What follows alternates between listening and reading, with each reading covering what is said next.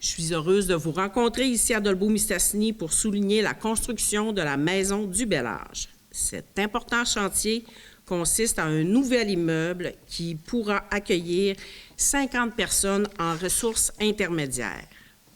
Un tel projet est le fruit d'un travail important. J'aimerais souligner les efforts des dirigeants de la Corporation colombienne Jean Dolbeau qui ont travaillé très fort pour qu'on arrive à ce jour à ce résultat. Il s'agit d'un beau travail de collaboration avec le Centre intégré de santé des services sociaux du Saguenay-Lac-Saint-Jean, de la Ville de Dolbeau-Mistassini et de la MRC de Maria-Chapdelaine. Donc, je suis fière de vous confirmer que le gouvernement du Québec verse une aide financière de 16,2 millions pour soutenir ce projet de construction. Cette annonce me réjouit car elle cadre parfaitement avec l'intention de notre gouvernement de mettre en chantier davantage d'immeubles et de logements dans les prochains mois. Vous le savez, la contribution de 16,2 millions du gouvernement du Québec, c'est un beau cadeau de leur part. Ça a été évidemment déterminant pour la concrétisation de notre projet. Merci tout spécialement à notre députée, Mme Guillemette, qui nous a souvent accompagnés dans les étapes du projet, quelquefois houleux, quelquefois faciles, mais vous aviez une bonne compréhension de nos appréhensions et de nos attentes. Cette aide a pu être combinée à d'autres aides, notamment de la MRC, de Maria-Chapdelaine, qui, grâce aux différents fonds à sa disposition, a également soutenu financièrement les organismes impliqués pour permettre la concrétisation du projet pour un montant de 246 000 $. Ce type de projet démontre bien qu'une collaboration gagnante entre les différents paliers gouvernementaux et nos organismes locaux est possible et bénéfique pour notre milieu. Enfin, je ne peux passer sous silence le rôle et la contribution de la Corporation colombienne Jean Dolbeau Incorporée, représentée ici notamment par la présidente, Mme Doucette, Marjolaine Doucette, et M. Jacqueline Junot, qui étaient chargés du projet.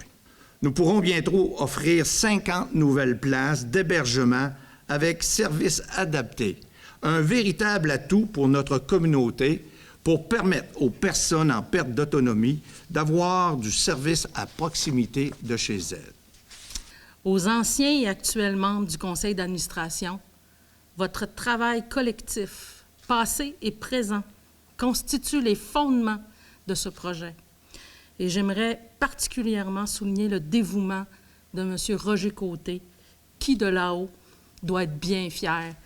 Et ça, c'est la preuve qu'il faut croire en ses rêves. La nouvelle vocation de la Maison du Bel Âge, à travers ce projet, témoigne de notre engagement continu à offrir au milieu un bien collectif à la hauteur de ses besoins. Nous tenons à exprimer notre profonde gratitude envers les résidents actuels et à les remercier pour leur patience. C'est pour eux qu'on fait ce projet-là, c'est pas pour nous. Un merci spécial à nos employés qui prennent soin de nos résidents 24 heures sur 24, 365 jours par année, avec amour et bienveillance, et souvent dans des conditions pas toujours faciles.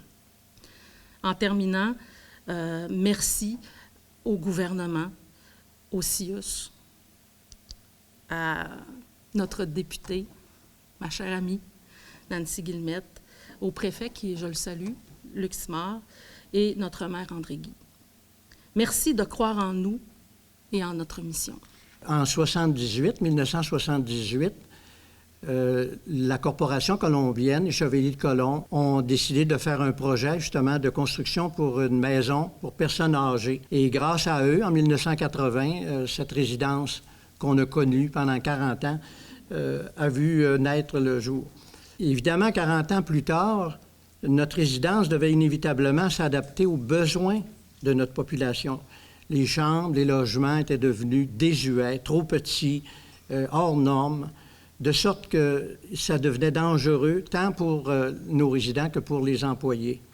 Le conseil d'administration a donc pris la décision en 2015, comme je le disais, de plancher sur un projet de rénovation, puis de construction neuve, avec l'évolution des propos et des rencontres avec les spécialistes dans le domaine.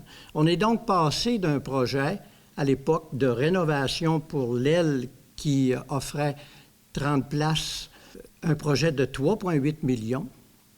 Et lorsque, après tant d'années de réflexion, on en est venu à décider qu'on reconstruisait complètement à neuf, on est passé à un projet de plus de 20 millions. Je terminerai avec une citation qu'on m'a chargé de faire par M. Pascal Bouchard, qui est chargé de projet à la SHQ. Il dit « Soyez fiers de votre projet et surtout, relayez le message que votre projet est un modèle communautaire, une réalisation qui est cohérente avec la fierté de vieillir dans sa communauté. »